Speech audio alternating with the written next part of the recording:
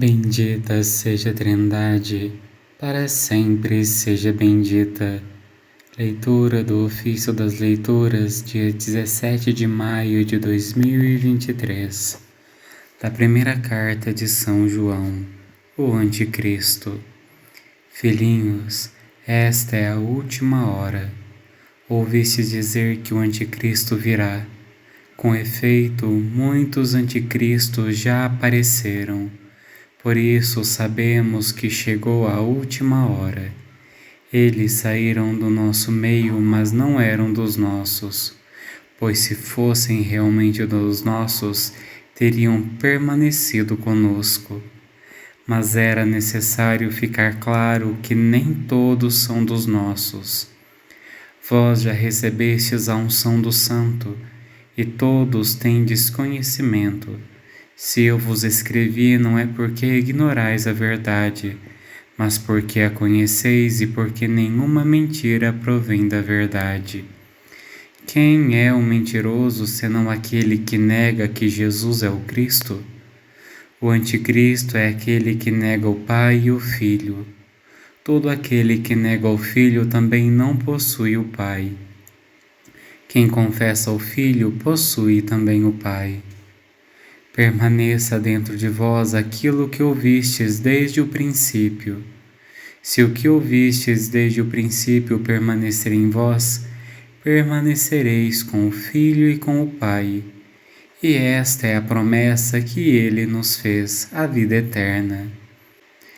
Escrevo isto a respeito dos que procuram desencaminhar-vos. Quanto a vós mesmos, a unção que recebestes da parte de Jesus permanece convosco, e não tendes necessidade de que alguém vos ensine. A sua unção vos ensina tudo, e ela é verdadeira e não mentirosa.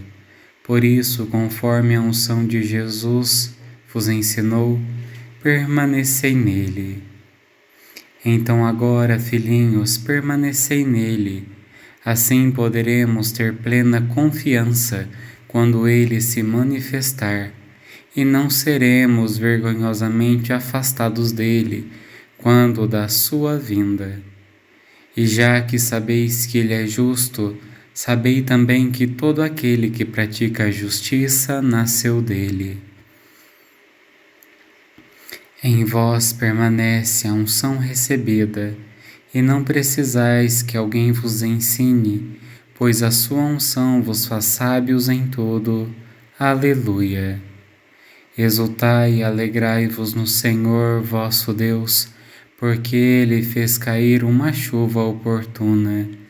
E não precisais que alguém vos ensine, pois a sua unção vos faz sábios em tudo. Aleluia! Dos Sermões de São Leão Magno, Papa, escrito no século V. Os dias entre a ressurreição e a ascensão do Senhor. Caríssimos filhos, os dias entre a ressurreição e a ascensão do Senhor não foram passados na ociosidade. Pelo contrário, neles se confirmaram grandes sacramentos, grandes mistérios foram neles revelados. No decurso destes dias foi afastado o medo da morte cruel e proclamada a imortalidade não apenas da alma, mas também do corpo. Nestes dias, mediante o sopro do Senhor, todos os apóstolos receberam o Espírito Santo.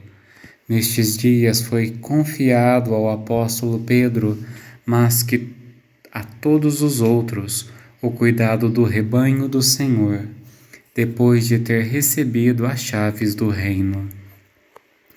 Durante esses dias, o Senhor juntou-se com um terceiro companheiro a 2 discípulos em viagem, e para dissipar as sombras de nossas dúvidas, repreendeu a lentidão de espírito desses homens, cheios de medo e pavor.